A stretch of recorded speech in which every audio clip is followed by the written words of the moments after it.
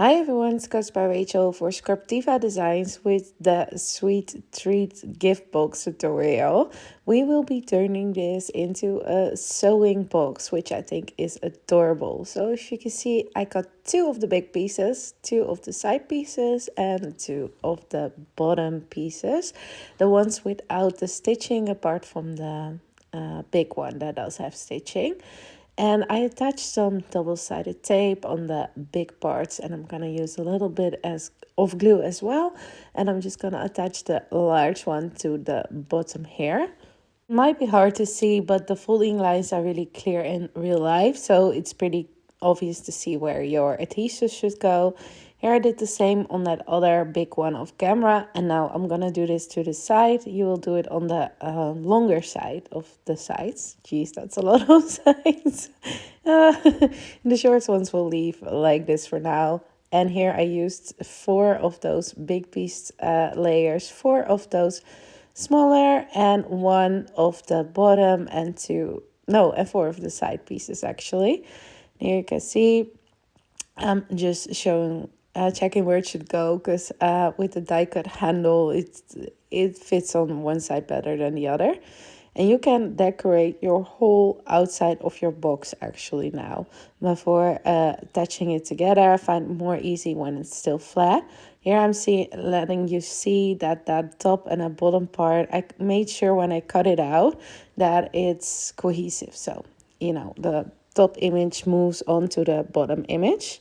Here you can see I attached all those on the outside, and on the inside I attached all the pieces apart from the small longest pieces, because that is where our sides will go.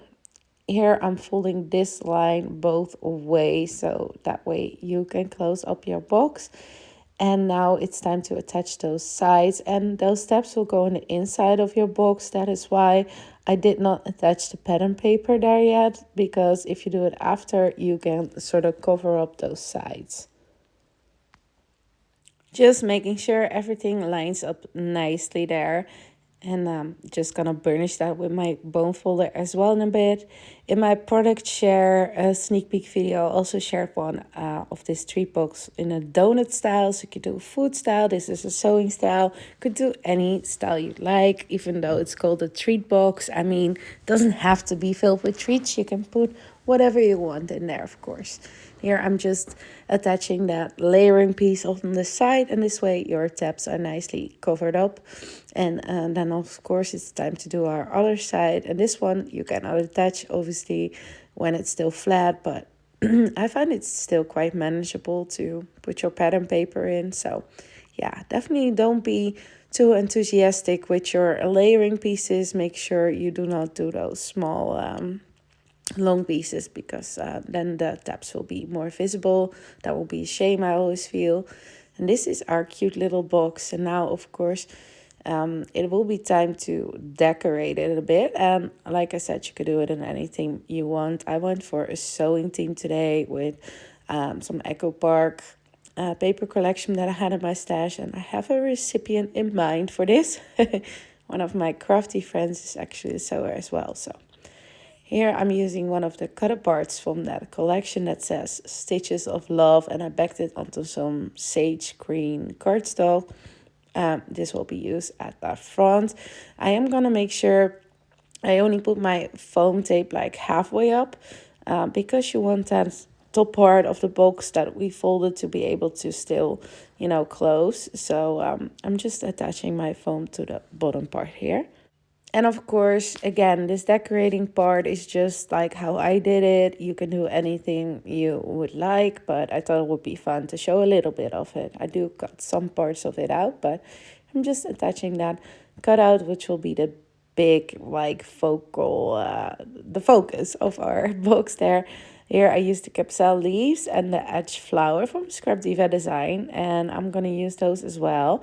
The leaves I cut out of some vellum, and here I'm using my hot glue gun to make those edge flowers come together. I used the largest, the medium, and the small one, and just put them on top of each other.